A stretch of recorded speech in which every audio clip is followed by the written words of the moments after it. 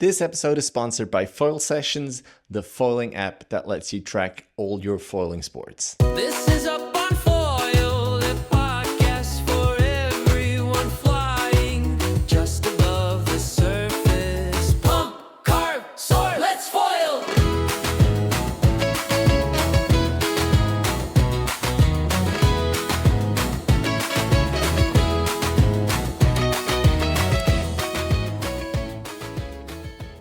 So welcome to episode number 60 of Up on Foil, the podcast where we talk all about foiling. And usually I introduce myself and the guest. And I thought, well, James Casey doesn't need no introduction. But then I talked to some people here. So I'm going to have a podcast with James Casey. And they're like, who is this? So still a little introduction.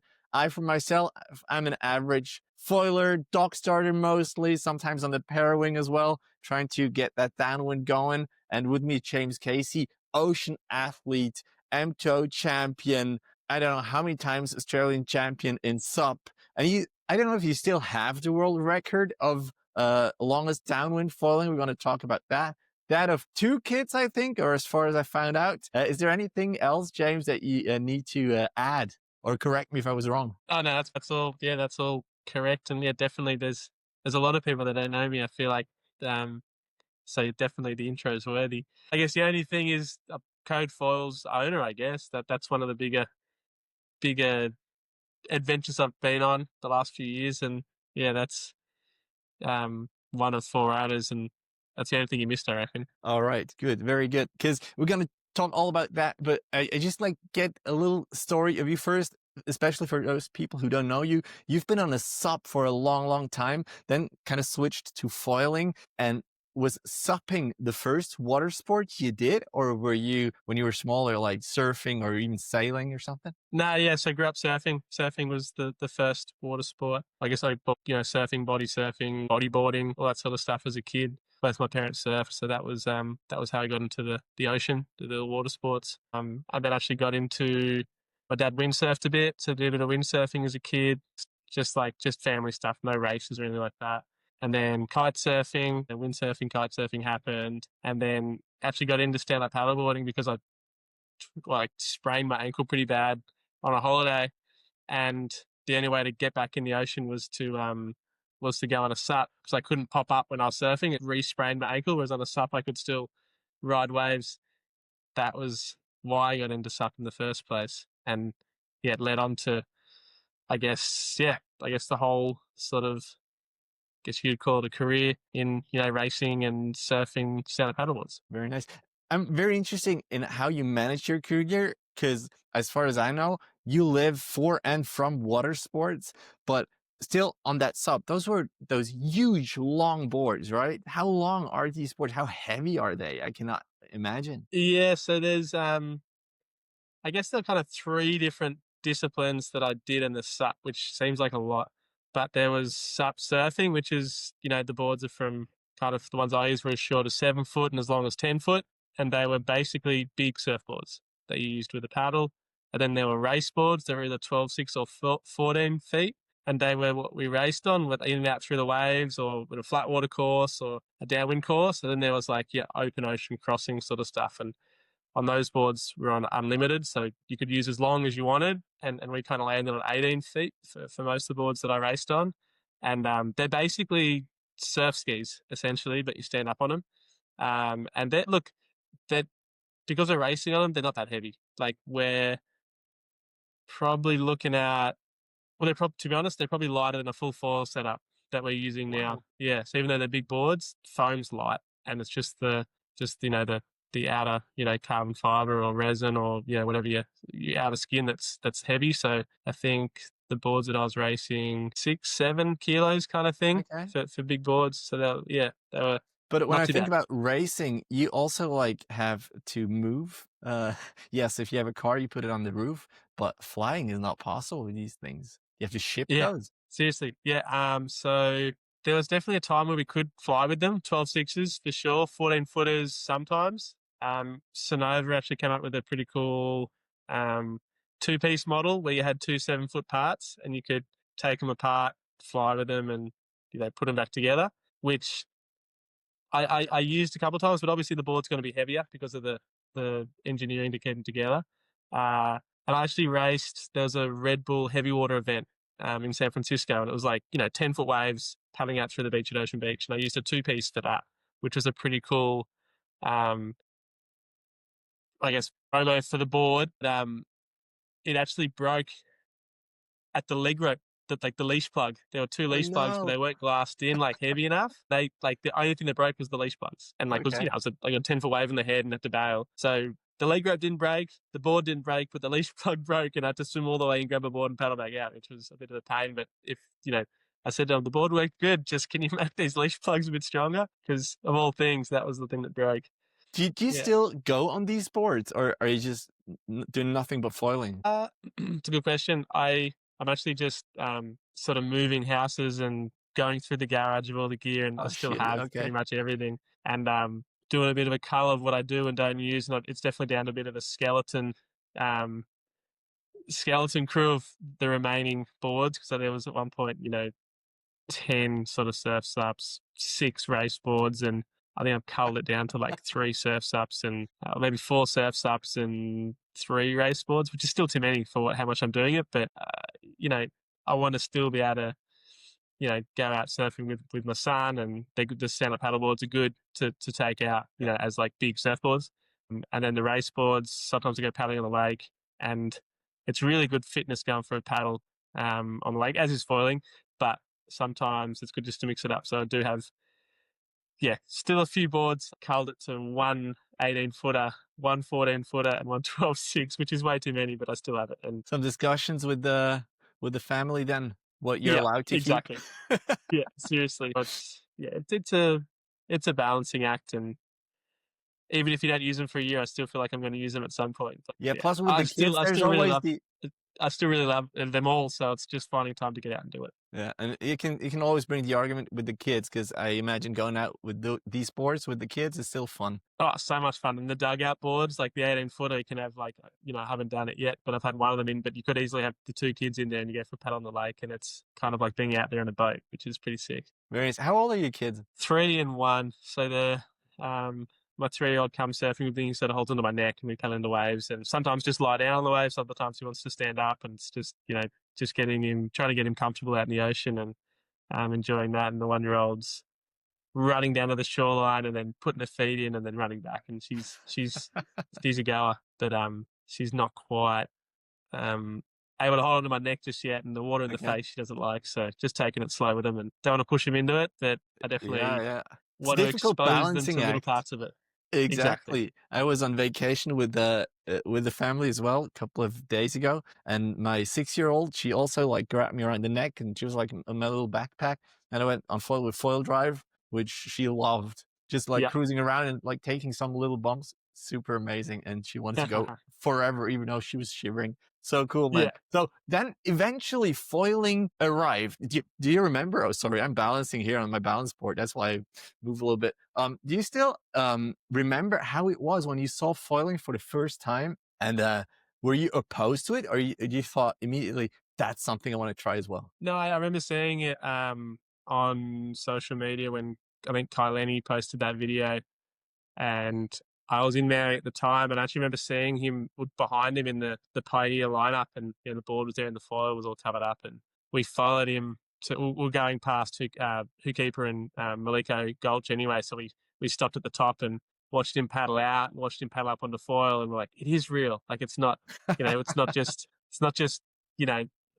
video tricks. But I remember seeing that, and it was I guess not the first time I'd seen foiling, because obviously the strapped crew over in Maui, those videos were doing the rounds, we saw that, and it just seemed so out there and far-fetched, I guess, jet skis and snowboard boots, and didn't really, was still interesting, but it was like, this wasn't available. And then, when you saw Kai, and then, it looked awesome, it looked unreal, and to me, it was kind of an extension of what I was doing anyway, which was racing the unlimited boards downwind, and downwinding on a stand-up, was at the time that I was doing it was like sold as you're surfing down the coast, and that was the closest you could be doing to it. But now there's foiling's just a better version of it, in my opinion. Very nice. Very nice. So if something like that, if foiling would arrive just now, everyone would think that is AI. Because when the first time I saw someone in a breaking wave with a foil, I thought, no, that looks fake. It doesn't look real. That's crazy. Seriously. Yeah. And Yeah. Big time. now it's just here. How was it for you when you like decided, all right, I want to try this thing and went up on foil? Do you remember that feeling? How difficult was it for you? Because you were a very good paddler. It was really hard. I managed to get a go foil very early on. Guess it was probably September, October after Kai Lenny released that video, downwinding on that chopped off race board. And so 2015 or 2016, I think it was. And it just seemed like all your instincts were back to front. You know, as it got steeper, you had to lean further forward. But from surfing, if you lean further forward, you get a nosedive. So you had to lean further back. And, you know, and then when it was flatter, you had to lean further back, not lean further forward. So everything was back to front. And I remember going out with Jake Jensen and Vinicius Martins, who I was sup racing with. We were staying in accommodation together. And it was just, we had one board between the three of us and we just swapped between us. Like we'd all have a go and for like a week. And I think we all got like one good wave by the end of the week and we were totally hooked. We had to give the gear back to Alex. And the first, you know, as soon as I get back, I'm like, I'm only giving it back if you can tell me where, you know, when I can get one, you know, so I put a deposit down for that sort of right away. It's actually, I think I got some prize money for one of the events from the SUP and I actually put it straight towards a foil and it was definitely the best investment I've ever made, I reckon. Yeah. Yeah, like now you're working full in that. That is really good. Because I looked at your podcast that you have, and you were podcasting even before I was foiling. So that's really like you've seen it all. That's crazy. But like Yeah, in the but I last haven't done as couple, many episodes as you yet. yeah, I'm just talking. You're actually foiling, which is way better. Um, let's maybe talk about your life now as a, like you just said, you work with code, you do these the videos, you have the the Coach Casey program. Yeah. Where else are you involved? How do you finance yourself with foiling? Yeah, it's kind of threefold, I guess. I've got the easiest one to explain is Recode Foils. I'm, you know, part owner in that, and basically three mates and I put money in to develop a foil and a brand, and that's what Code Foils is now. So it's been a pretty cool adventure, and that's, you know, we spent a lot of time developing, distributing, even just, you know, QCing, just the day-to-day thing of running a foil business, which it's it's not as much foiling as you'd think, but it does include foiling.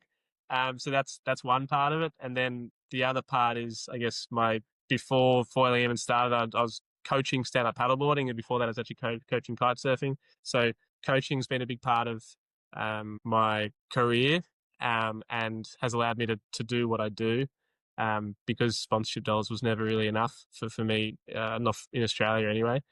So the Coach Casey Club is like an online coaching platform, and it started for stand-up paddle racing. And with the explosion of foiling and my passion for foiling, it became, you know, more of a foil thing. And while there is still SUP sort of race stuff in there, it's now pretty dedicated to foiling.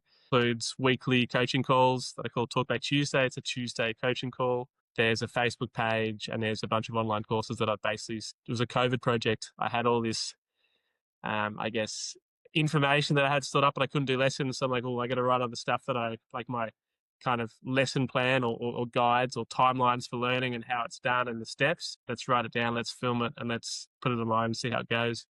And that's now probably takes up most of my time. I still sort of create videos each sort of week that updates courses, and when there's new disciplines that come out, like Parawing or foil assist or whatever it is, I update the course. And I'm actually working on the foiling fundamentals course, which is kind of like a, I guess the problem with just a downwind course or just a Parawing course is people who aren't into downwinding or Parawing don't look at it. To me, surf foiling, duck foiling, flat water foiling, dock starting, they all have the same fundamentals. The foiling fundamentals course has been a really good one. I had a lot of really good feedback from members on that. stance, equipment choice, pumping. It's all an important part of foiling. So that's the Coach Casey Club. Yeah. And then the third part, I guess I do, I guess it's lessons or retreats. So I do private lessons, private coaching, and the retreats are like over in the Motu or the Maldives or The Fiji one know, that you just did yeah, with Josh. Motu We're going in to talk about Fiji. that as well. Nice. Yeah, so and that's kind of the third sort of it kind of crosses over between the Coach Casey Club stuff and the Code Foil stuff, because sometimes people come and they want to try different gear, and other times they just want to learn heaps and work on their foiling. But it's the retreats are a holiday where you're learning some cool things and doing some getting pushed a little bit outside your comfort zone, but it's all about progression and fun. So we want you to leave learning new skills and being able to take it home, but also have fun whilst you're over there as well. Very nice. Yeah. So you have Is three. Is my son a bit noisy? No, He it's should be fine. in It's bed. fine. I think it's super cool. I think for the audio, it doesn't matter that much. We can hear you very well. And also, Okay. that's just what life is. I'm in my bedroom, like trying Yeah, to yeah. have a little studio. So that's just what it is. Life, we do what we Okay, can. good. Yeah, So you just came back from that retreat in Fiji. That was a couple of weeks ago. That was yeah, how long like was that ago? maybe 12 days ago. Not even 2 weeks. So yeah, With Josh, how was it? It looked amazing. I mean, wow. yeah. It was Namotu is got to be one of the best places to do water sports in the world. You've got 3 world-class foil waves each side of the island. The Motu lefts, swimming pools, and hummus. And like if you've been there, if you've seen footage from those places, like on their day they can be all time for foiling, but also all time for surfing too. And then the Fijian people are just so giving, and I guess they're some of the best, I guess, hospitality sort of workers I think I've dealt with. And then the probably the best thing is that the whole island is built around water sports. There's probably 10 boats, and all these boats, if you go out for a foil and the wind drops, the boat's right there. You can just jump in the boat and they can take you back to the island. Whereas some other resorts that I've been to, you don't really understand what it is you're doing. And you go out for a foil, like, what are you doing? And why are you over here? Why aren't you at the surf spot where all the surfers are? Because that's where the water sports are. The Motu, they understand that, wind sports, windsurfing got a long history there, kite surfing got a long history there, and foiling. Sort of, Kailani did the first that I know of, double up, like double dip, I guess, jump from one wave to another. So they've seen it, and they're all about it. Just 1 second. Yeah, sure. Because I saw these images. It looks beautiful. The foiling looked very, very nice. But we all know that, those are nice pictures, but it is work for you as well. Like, what was your job? There's risk involved as well all the time. And how was it for you? Were you able to enjoy yourself, or was it like, no, it is work? How do you feel about that? Look, it is work, and I definitely tell my wife and my family that, because Yeah, you it have is. Have to, otherwise you can't get the time away.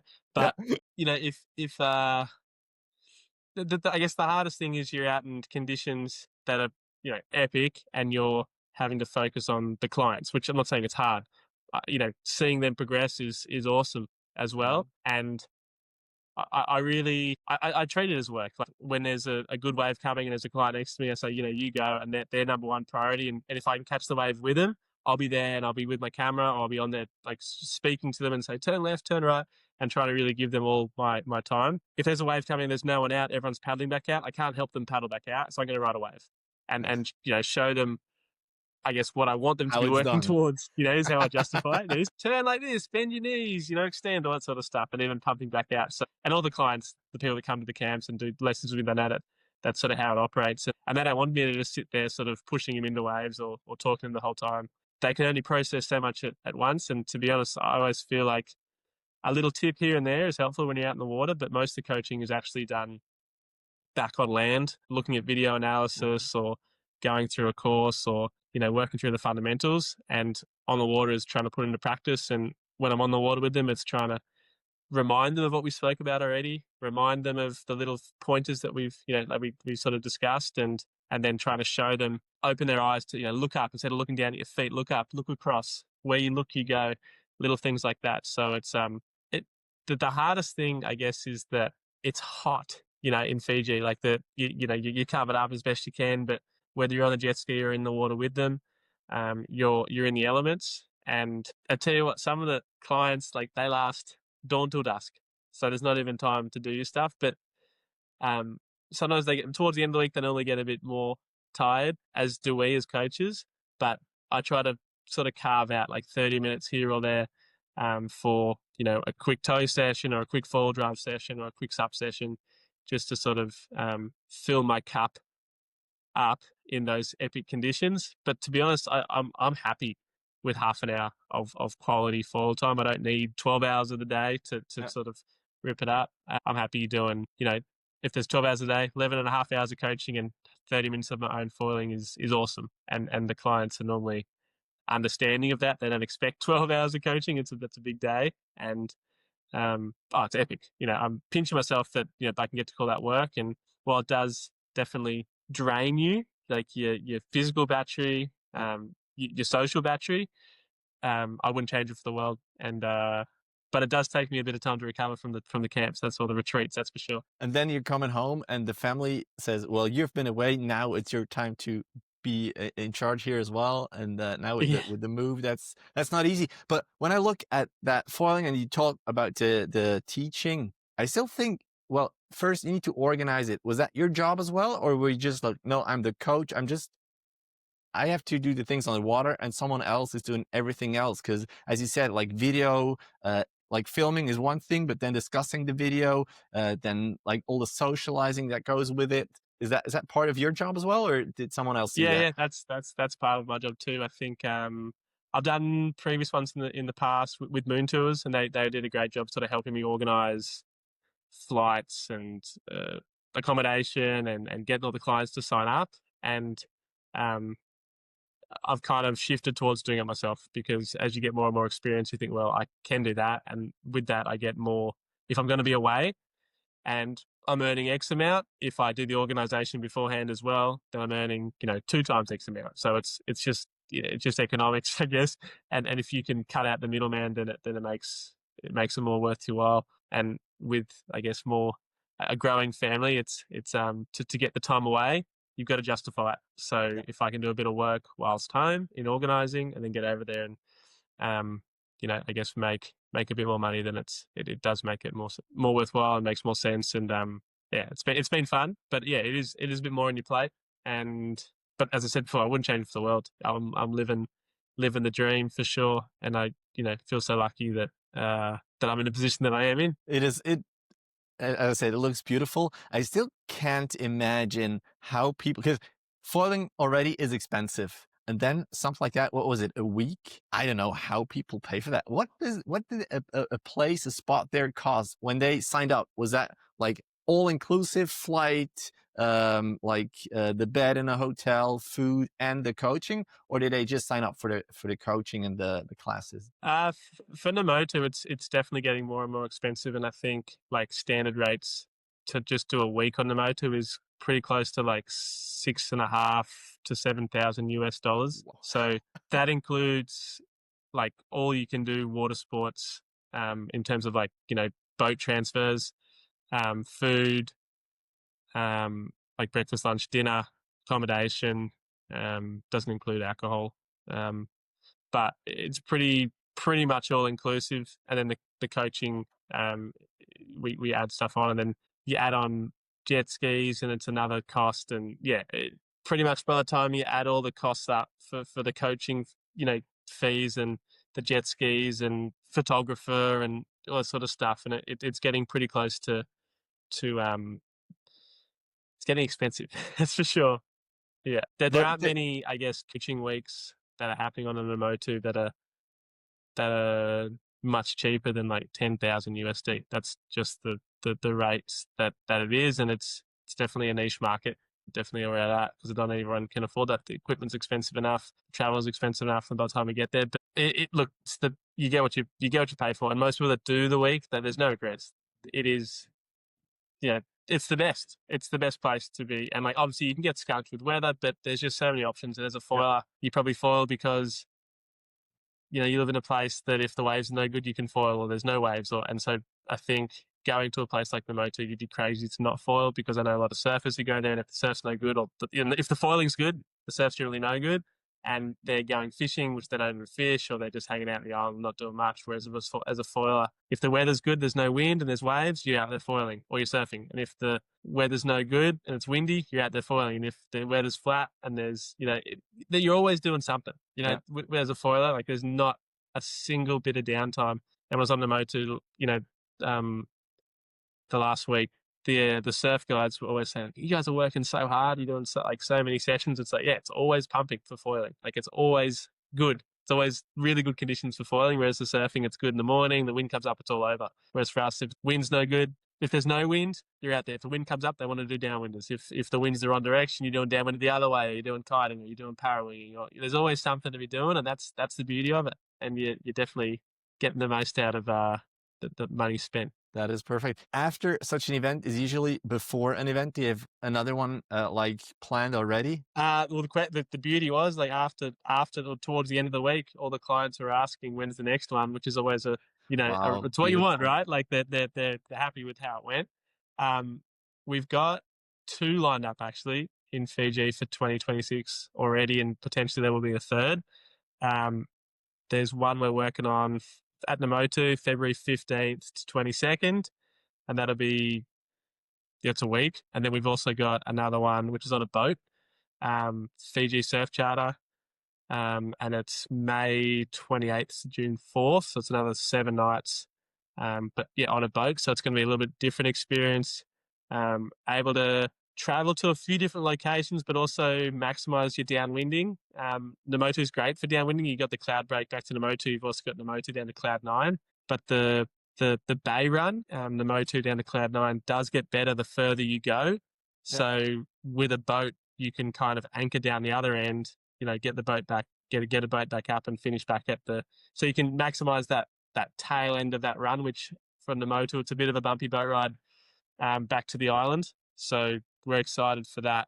And we're looking at potentially some other dates in September, October kind of time frame, to same as what we just had, but waiting on dates and finalizing all that. You said that people were asking for the next one. Are there still spots available, or is everything already sold out? No, there's spots available. I think we've kind of just locked in that boat trip in the last week, and haven't quite locked in the 15th to 22nd, but in the process of.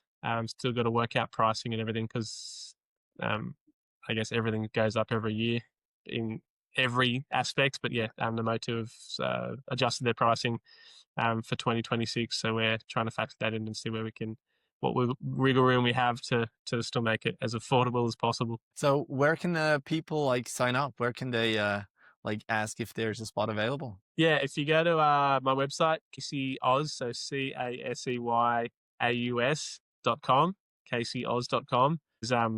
There's a drop down for retreats, and the retreats section is where all the information is on pricing and availability of dates and all that sort of stuff. So have a look at it there, and also you can send me an email at info@CaseyOz.com. All right, very nice, very nice. So that's one part of your thing, the Coach Casey program as well. I talked to Jonas almost a year ago now, and he's also one of these coaches. They're probably spread all around the world. How many do you know how many you have, or are there so many already? I could list them off. So we've got Jonas, Hilia, and John Mann in Europe, and then Josh Koo, myself, and Hugh Mitchell in Australia, and then we've got I think Zane Westwood's in there too, so 5, and then what's his name in Brazil? Mizo in Brazil. I'm sure I'm missing someone, which is probably bad. We'll try to get Ryan Arzi as well, but he's busy with his own sort of stuff at the moment. I think that's probably it. So six coaches at least. But that's just for paddling. Do you see now the Parawing kind of taking space in there as well? Oh, for sure. The online coaching is definitely not just paddling. I've got a wing course in there. I've got a surf foil course in there. I'm working on a Parawing course. It's interesting. I kind of thought Parawing was going to eat into the paddling more than it has to date. I think, and you can kind of tell. Spent a bit of time in Hawaii this year. time here in Sydney, and it's interesting. It's actually, I feel, not taking away those who are learning to downwind. I'm encouraging Parawing for people that are learning to downwind because I think it's a great tool. It's a lot. If there's wind, it's a lot easier to get up and going than paddling if you've got a wind sports background. But it's a hard thing to learn because you need, I guess, a certain level of the fundamentals to be able. You need to be able to pump, because if you can't pump, like when you're putting the Parawing away, there's a bit on. Like you've got to multitask. You've got to stay up on foil, read the bumps, and put the Parawing away. And that takes it's about 30 seconds. Once you dial it in. When you don't, probably closer to a minute. And a minute of multitasking, Parawing, bump reading, and pumping. So it's three skills. It's hard, and you have to be a certain level of foiler to be able to do that. And I think in some ways the paddle is a more seamless. If you can paddle up, it's a more seamless. You're paddling and pumping to then reading the bumps. And if you can do that without, your heart rate being at 200, then it's actually a more seamless transition, because the bumps that you're reading are the same bumps that you're riding. Whereas when you're Parawing, you're going from fully wind powered to packing away to now essentially fully swell powered, I guess is how I put it. And if with the swell powered sort of stuff, it's hard, man. Like transitioning from wind to swell is hard, but the beauty of the paddling is you're learning to read the swells before you even get up. So that helps a fair bit. Yeah. You have a lot of time like in the water and just like feeling the waves. Oh, I did hours of paddling without getting on foil. But hey, that's also like part of the process. And well, that's you learning to read the swells is how I see it. And like you can learn it paddling, or you can learn it whilst packing your Parawing away and foiling. And unfortunately, I find that just Parawing powered up, you actually won't learn anything about the swells. Like you'll learn how to read the wind, you'll learn how to sail, but you're not learning anything about the swells until you pack the Parawing away. And packing the Parawing away, before you pack the Parawing away, you have to know how to read the swells. So it's kind of like you're going to have a lot of failures, same as you would with the paddle. But to me, I totally get it. And like one of the reasons I love the Parawing is because when I was winging, I was trying to get wingers into downwinding, and winging downwind to me is clumsy. Just hard. It's another thing to manage. Like you wing and your wing goes in the way, and you got to swap hands, and you can't go straight downwind because the wing gets in your way. And it's the Parawing's so a better easy version. to grab the wing back. If you feel like, I don't have that speed, you just take it back, and it's just a too quick, like cheat. Too easy. Yeah, it's too easy to rely to switch from swell back to wind. Mm-hmm. The deflate downwinder was like, so my early podcast, I'd ask every guest, like, have you done a deflate downwinder yet? And it was a bit of a running joke in the end. But the deflate downwinder is essentially is Parawing. The beauty of the Parawing is you can reinflate your wing a lot easier than the way I was doing it with the pump or the CO2 bottle. The deflate downwinder interestingly took off like kind of just after I stopped asking people about it. But it was exactly what the Parawing is. Like it's, if you can pack your wing away, then now you're downwinding and you don't have to rely. You can't rely on the wind again. You're fully committing to the swells and forgetting about the wind, which was to me, it's exciting. And that was what the Parawing's doing now. That's what I really love, because in Switzerland, foil drive is not allowed. And then I was in the Netherlands and I went on a session with Dominic Hoskins. And that's where I really understood, all right, foil drive really helps to improve. Because yes, of course, you can easily pull the trigger again, but you can also like turn it off or just let it dangle and just focus on the wave. And if you fall, it's no problem. You just get up instantly and can focus on the waves again. Yeah. How often do you use that when teaching? Oh, foil drive heaps. I actually went out in the foil drive yesterday, just testing some new equipment, and I love it. The foil drive, I probably in the last 3-4 years, I've used the foil drive to teach more than anything else. It's great for beginners. You can basically use it as an e-foil. It's great for sort of people who are transitioning to surf foiling from like winging or pump foiling, because you're getting them into the waves and out of the impact zone in the sort of open ocean sort of zone, the deep water, and they can get their confidence up and they can be on waves and riding. That's really good. I love it. But to me, the biggest thing I see is similar, I guess, to what I was talking before, the transition from powered to unpowered is it's not the easiest thing.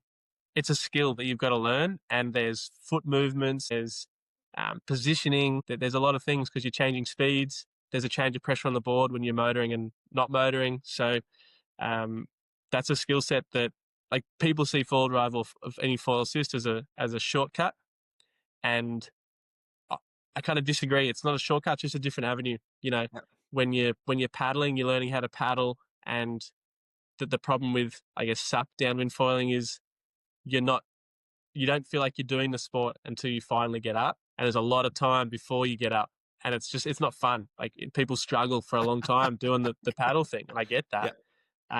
With the foil drive, you can have fun throughout the journey, and you may not even be on foil yet. You're just e-foiling essentially with the motor in, and you're having fun doing that. You're doing the foiling. You're closer to the end goal than you are when you're off foil paddling around trying to find your balance. So that, to me, is, it's a hard sell teaching someone to SUP downwind foil and struggling for the first 20 sessions, whereas foil drive, you can have them on foil the first session, regardless of skill level. You start them in the lake and they're getting up and going. You start them in the lake with the SUP, they're not getting up for a while, and they're just paddling, and they're not doing any of the foiling just yet. Yeah. I saw that I don't know if it was a real, I saw somewhere that you said you use a Parawing also for teaching because you can get back up. Yeah, for sure. In Namoto just recently, and like I guess in the last couple of months, I've been using the Parawing as a coaching method. When you got a group of 5 or 6 people, usually I try to work off like a 1 coach to 3 guests ratio. And that's difficult already because one is on foil and one is not on foil, and they're far away. Ages away. Super hard. So with the Parawing, you can literally coach the guy that's up on foil and maybe go a kilometer with him, and then say, okay, you're good, keep going, you know where you're going, and then Parawing zigzag back upwind to the guy that's at the back, help him paddling to sort of pointers to paddle to balance to take the right options, the right bumps, and then get back up and find the guy in the middle and do a few runs with him, and then go back out to the guy at the front. And you can be in 3 places at once because you can go back upwind. Whereas I've done a lot of coaching like that with just a paddle, and I normally bolt on a massive foil like a 1300 or a 1540 S, and I'll ride with the first person, and then I'll go too far and think, oh man, now I got to pump. Oh no, pump back upwind to the second person and catch my breath and chat to them, and then pump back upwind to the third person, or you just run out of steam and you stop and you wait for them to come to you, but you just feel useless when you're sitting there stopping. With the Parawing, even though you're not with them whilst you're going upwind, you got eyes on them, and you can see you're on foil, and you can see what's going on, which is better than stopping, catching your breath after pumping upwind for 500 meters. Do you use other technical help? Because in the last episode, which I recorded just like 2 hours ago, I talked to Jens. He built the FoilSessions app where you can see how your downwinders went, when you went upwind, downwind with a Parawing. He has also like this thing included where you can mark a little point where your goal is, so you don't miss your entrance in a bay or something, and that you can watch on your watch where to go. Do you use apps like that as well? To be honest, there's enough going on out in the water without anything like that. Normally the most stuff I use like a BB talking headset where I can talk to the client whilst we're out there, a walkie-talkie with another coach, and then like I use WhatsApp sort of location tracking, which is the kind of the 3 most used, I guess, extras, but and mobile phones obviously with the WhatsApp sort of location tracking, but it's hard to implement too much more. And obviously it sounds like really good, like having the watch tracking and all that sort of stuff. You can, there's an arrow on the watch where all right, I have to go this way for 3 kilometers now, so then you don't go past it. Yeah, sometimes the conditions change, and like in a place like Namoto, currents and winds can change 5 degrees, and all of a sudden the angle that you were going is now going kind of, if it's towards the island, it could be it could be into the wind, for example, or across the wind, and the current changes and it's dragged you further over towards Tavarua instead of Namoto. And there's just things that you need communication throughout the run that's more important. Like, that's more important than the planning before the run. Almost every session you start, okay, the wind's blowing this way, we're going to start here and we're going to go to that way. And even like in local runs here in Sydney, you start in one place and you say, this is what you should be doing. But throughout the run, the conditions change and your strategy has to change throughout the run. So you could be, starting by going the ones into shore and then cutting out. Towards the end, you might have to start the ones going out and cutting in. And it's tricky. And like, every location that I've downwind foiled, the conditions change throughout. You just got to adjust on the fly, and that's where I find the communication during the run. Wind's doing this, or the wind's dropped, or the wind's picked up. We got to come in early, or to go extend, or it's tricky for sure. But with communication, good communication on the fly, it sort of allows you to stay connected. Very nice, very nice. I just is that a bird in the background? Yeah, we're bird sitting at my Sarah's place. Quaker Nice. parrot. Yeah. I just Bedtime want for to like address two more things, and one was the races that you did, and you won M2O twice, I think, 19 and 23, right? And you Yeah, were back in technically Hawaii back-to-back. this year. And then how I went in Hawaii this year. Yeah. Yeah, How so, was that okay. for you? And is that something you do like for code, or you just enjoy doing it yourself? Is that kind of vacation, or is that work as well? Or it's personal tricky. It's a good brand management, maybe?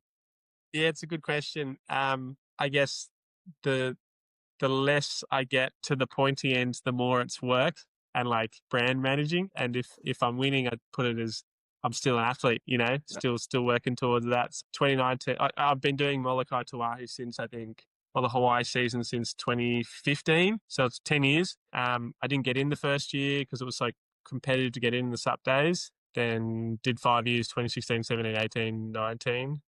I guess that's 4 years. So maybe I did get in 2015. It started 2014. Fluid. Yeah. But yeah, managed to win in 2019. And at that time, I was competing as a SUP racer and on the unlimited boards.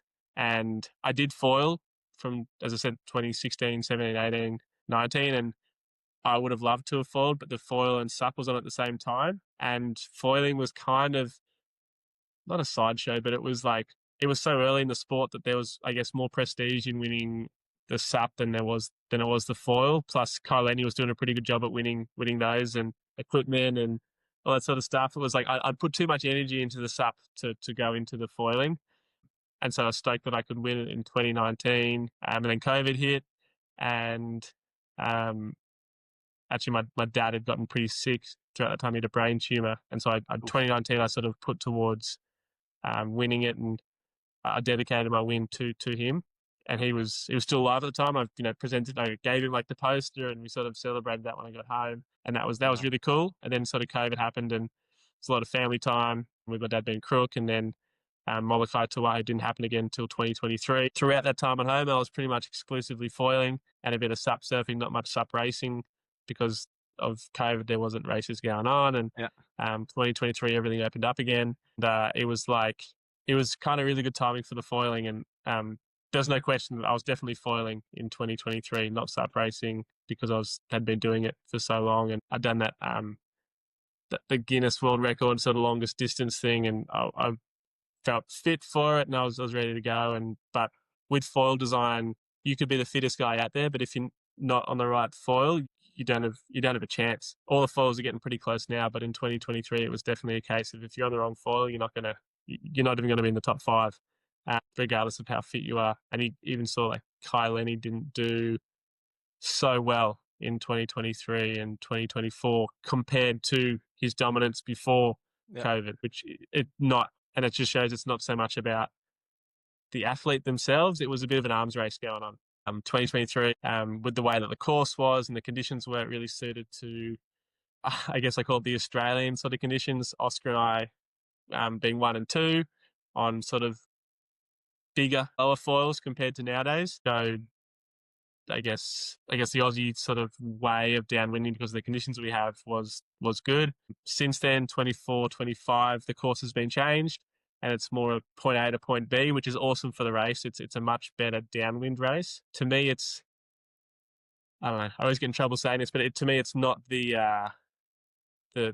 true spirit of the race, because in the SUP days, M2O was always considered an ocean race, not a downwinder, because you started in flat water. There's a good downwind section for like 40 Ks, and then there was a 2-kilometer upwind section. And the upwind sucks on a SUP. It sucks on a prone board, sucks on a surf ski, sucks on an outrigger canoe, sucks on everything. it also sucks in a foil. And the difference between all those things is the sups, the outriggers, the prones, the surf skis. You can still paddle and you're doing the same thing that you're doing in the middle of the channel as you're at the end upwind. Whereas on the foil, you're on foil in the middle and you're going so quick. You're going like 30, 40 Ks an hour in the middle. Mm-hmm. When you go to the end, you were going 30 to 40, you're now going about 5 Ks an hour. Whereas on the SUP, we were only going 15, 16 Ks an hour in the middle, and now we're going 8 or 9 Ks an hour at the end. So the difference is you're going moderately fast to moderately slow. With the foil, you're going extremely fast to extremely slow. And that was the thing that I think a lot of people have a hard time wrapping their head around. Is it a foil race if you're paddling for the last kilometre? And I totally understand why they've changed it. It's a better spectacle finishing on foil, but it's a different race now because now we're starting in the bumps and finishing in the bumps. It's more like Maui to Molokai was always the best SUP race in the Hawaiian racing because it was bumps to bumps, more or less, but there was actually still a bit of a flat water finish at the end. 100 meters or 200 meters or something, whereas M2O is a better downwind race than M2M now, which was never the case in the SUP days because of the new course change, which is awesome for the fun and the crazy conditions, but for the history of it and my history in M2O, it's like you've moved the race to a completely different location. All right. You just said about the Guinness World Record that you have, the over 200 kilometers on foil in 12 hours. When was that? And if you were to do it now, how much further do you think you'd come? Yeah. I think a few people have done a lot further than me since. I think technically I still have the Guinness World Record because it's a 12 hours thing, point land to land, and it's a pain in the ass to organise a Guinness World Record with, spectator. You need a spectator. You need a like an official. An official. You need officials or witnesses to sort of sign off on certain things, and it's a logistical nightmare. So whilst people have gone further, technically I still have the record, which I think is ridiculous, but it's just the paperwork. Yeah, I think I did 213 kilometers in like 11 hours and 15 minutes, but the record in the Guinness thing was how far you can go in 12 hours, and you've got to start on land. When you take your foot off land or you jump off the headland like I did into the water, the clock starts, and when you put your foot back on land, the clock finishes. Okay. So it's more of a, land to land. Just makes it super clear. You can't change foils. You can't touch the boat.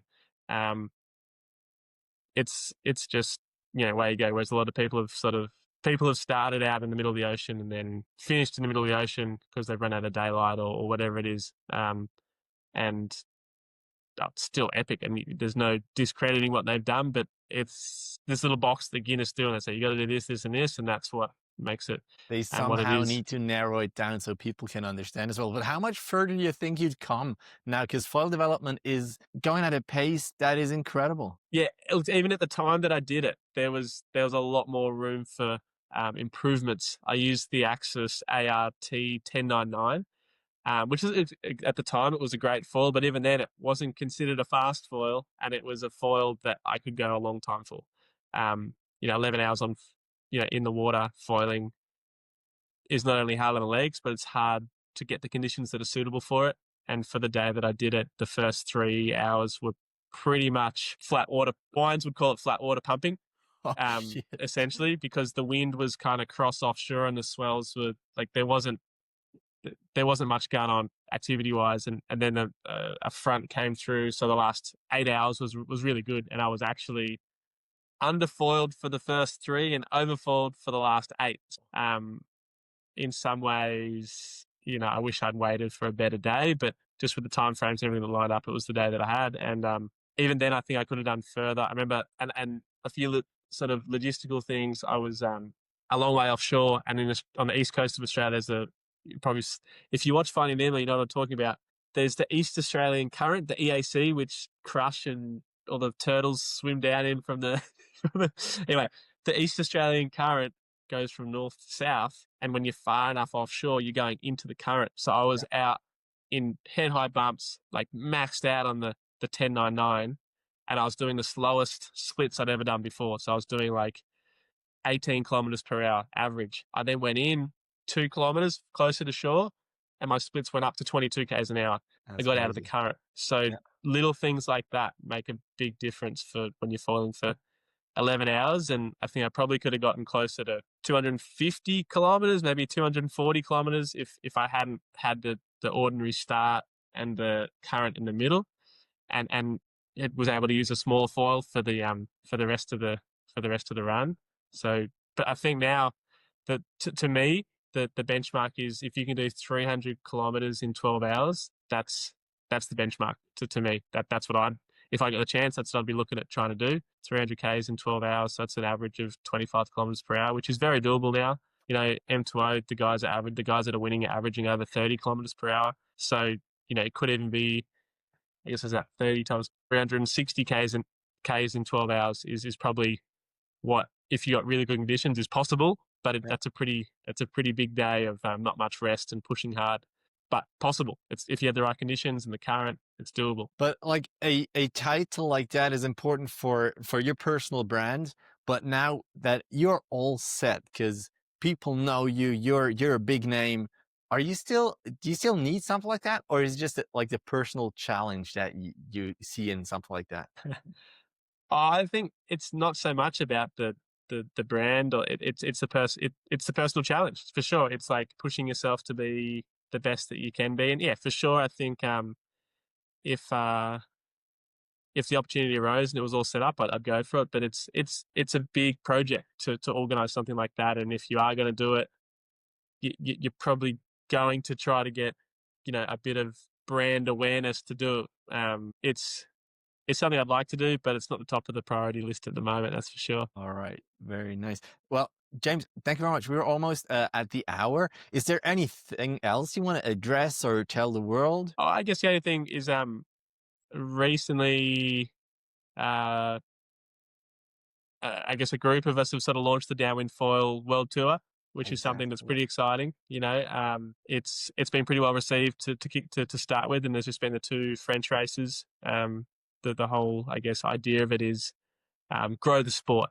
It's not so much about crowning a world champion or a world number one. It's about creating a bit of a form guide, giving news stories and podcasts, and telling the story of the downwind foil races and the conditions and what downwind foiling is around the world. I think Hawaii is an epic, you know, month of July, and the racing that goes on there is awesome. But I'd love to be able to grow that in other places like Australia, like France, like the US mainland, like throughout Europe. I think there's so many places we can downwind foil, and the Downwind Foil World Tour is about growing the sport. It's not trying to replace Molokai to Oahu as a world championship. It's trying to use Molokai to as a world championship and show people that this can be done in places all over the world, and we can have races with 100 people everywhere. And yeah, it's an exciting little project, and me and a few mates have sort of started up, and definitely check out the Downwind Foil World Tour Instagram, and there's a web page, and with Santroy Page just finished up, and Kai Thompson has been crushing it, and he just won the Crozon Foil Festival Elite Downwind race last night. I believe there is another race that's going to go on more as like the sort of open, sort of not so elite downwind race, but so there's going to be more races going on. There's also the other races within the global sort of world tour is a few races in Perth, Western Australia, the West Coast Downwinder, which has had 50 or so competitors the last few years, and this year they've included the Doctor, which is it's a big surf ski race. It's probably basically the Molokai to Oahu of the Australian sort of paddle scene. You start at Rottnest Island, you come back to the mainland of Australia. It's about a 30-kilometre downwind run, and it hasn't been available to foilers for the last few years, but it's always been the one that you want to win, and it's back on the calendar this year for foils, which is exciting. And then obviously Hawaii, finishing up in Hawaii with Maui to Molokai and Molokai to Oahu is to round it out. That's the global sort of world tour, and then there's going to be regional tours amongst that. So races, all the other races in Hawaii, like Paddlemua, the Voyager race.